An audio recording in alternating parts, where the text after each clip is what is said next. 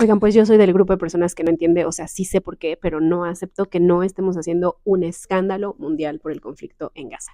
Y te quiero decir por qué si tú estás en México o en Latinoamérica, de todos modos sí te importa. Que ambas regiones tenemos algo en común que estamos dejando de ver, pero que al final significa fallarle al futuro de nuestras sociedades que deberíamos estar protegiendo, porque las infancias, las adolescencias son aquellas más afectadas en ambas regiones.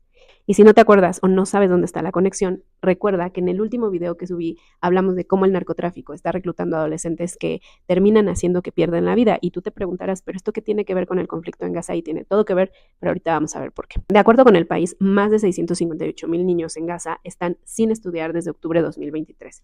Y para que tengas una comparación de la dimensión, en Ciudad de México, los adolescentes y las adolescentes entre 12 y 17 años son un poco más de 590,000 personas. O sea, la cantidad de niños en Gaza sin educación supera las adolescencias en Ciudad de México, incluso es más del doble de la comunidad universitaria en la UNAM, porque cuenta solo con 370,000 estudiantes. El Ministerio de Educación en Gaza también reportó que hasta enero de 2025 han desaparecido o perdido la vida más de 15,000 estudiantes y más de 800 trabajadores educativos los han encontrado sin vida. Por si esto fuera poco, más de 50,000 estudiantes han resultado heridos en este conflicto y en la mayoría de los casos con discapacidades permanentes. Ahora, este conflicto no se sostiene solo por el odio o el fanatismo religioso, y si tú crees eso, te invitaría a revisar tus creencias, porque aunque sí es verdad que hay fundamentos ideológicos en mitos que son opuestos, pues también está sostenido, que esta es la siguiente capa que a veces no alcanzamos o no queremos ver, por intereses geopolíticos de control, poder, económicos, etcétera, que al final lo que buscan es el beneficio de solo unos grupos.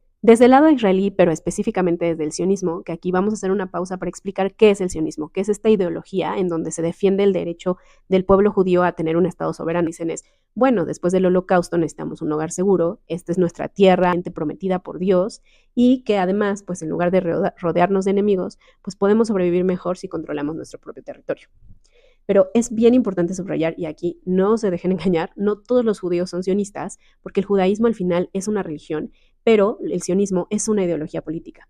Generalizarlo es tan absurdo como decir que todos los mexicanos somos católicos y que todos somos narcotraficantes. En el principio, el sionismo representaba este movimiento de liberación nacional judía, pero en la práctica para el pueblo palestino pues ha significado la pérdida de tierra, de derechos, de libertad, porque uno de los retos que hoy tiene que superar es que el derecho a existir no significa el derecho a oprimir.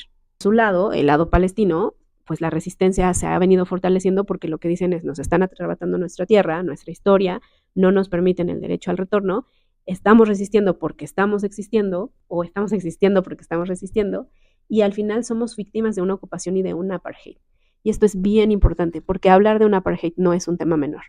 Un apartheid, en términos tal vez muy técnicos, es un sistema de segregación legalizada y estructural que discrimina sistemáticamente a un grupo humano en favor del otro. O sea, en términos simples, hay un grupo de personas, de sociedades, un Estado que busca eliminar al otro a través de pequeños pasos que van restringiendo sus derechos. Y si evaluamos las características que un apartheid debe cumplir para considerarse como tal, pues de hecho está sucediendo. Porque lo primero es que las leyes separan poblaciones por etnia o por nacionalidad, o sea, se busca tener esas leyes que hagan esa separación, lo cual está sucediendo. Hay un acceso desigual a servicios como salud, agua, educación y vivienda, y si no se han enterado, esto es lo que menos tiene acceso el pueblo palestino. También hay una restricción de movimiento y participación política, porque pues no te conviene que se enteren de todo lo que estás haciendo adentro. Un despojo de tierras y vigilancia militar constante, que de eso se trata esta ocupación. Y sobre todo, un uso desproporcionado de la fuerza. Esto es muy importante porque no es una opinión. Esto es una categoría jurídica internacional que está reconocida por la ONU y por la Corte Penal Internacional con el fin de hacer responsable al grupo que provoca estas acciones. Ahora, la pregunta que se aparece y que a mí me vuela la cabeza es que ¿cómo es posible que después del Holocausto Israel perpetre otro en contra, pero ahora de la población palestina? Y la respuesta es muy sencilla. Hay actores que son muy beneficiados por esta situación. Cosa aquí es que la franja de Gaza es clave en la geopolítica del mundo, porque controlarla implica el acceso a zonas marítimas que además son ricas en gas natural y que tienen paso directo a Europa, África, Asia y por supuesto Medio Oriente. Entonces, bueno, pues claro, Estados Unidos dice yo apoyo militar y diplomáticamente a Israel porque además tienen el pretexto perfecto de controlar la agrupación terrorista de Hamas. Pero por su parte, en Medio Oriente, Irán dice no, yo apoyo a Hamas y a Hezbollah para resistir a Israel y a Occidente. Y obviamente vamos a tener que hacer esta pausa para hablar de qué es Hamas y cuál es ese vínculo con Latinoamérica. Esto no es solo un grupo terrorista, esa es la historia que ha construido Occidente para poder legitimar el conflicto en la Franja de Gaza, pero es mucho más complejo que eso. Pero en realidad nació inicialmente en 1987 como un movimiento de resistencia islámica frente a la ocupación, porque no solamente tenía un ala militar, en realidad Hamas también había construido hospitales, escuelas y redes de asistencia porque las autoridades palestinas en su momento pues dejaron a una parte de la población desprotegida, especialmente en zonas donde eran pues muy vulnerables. Y por si todavía no ven la conexión, jamás obtuvo esa legitimación que en su momento los cárteles en México y en Latinoamérica tuvieron por ser este Robin Hood de las comunidades marginadas en nuestra población. Darle más sal y pimienta a esta historia, en 2006 jamás gana las elecciones parlamentarias y en 2007 toman el control de Gaza. El problema es que claro que han recurrido a la violencia o a actos terroristas, lo cual lleva a muchos países a catalogarlo como tal y pues da además la legitimación perfecta a Israel y a Occidente para decir tenemos que meter el control de este territorio. Lo que es cierto es que en ambos lados del conflicto hay sectores que se benefician de la guerra y en el caso de Israel pues esto refuerza la narrativa de seguridad y expansión para que sus amigos occidentales sigan reforzando su acompañamiento militar y en Palestina pues refuerza el control de Hamas y la lógica de la resistencia armada porque hacia adentro los palestinos dicen ven es que nos quieren borrar del territorio y de la historia.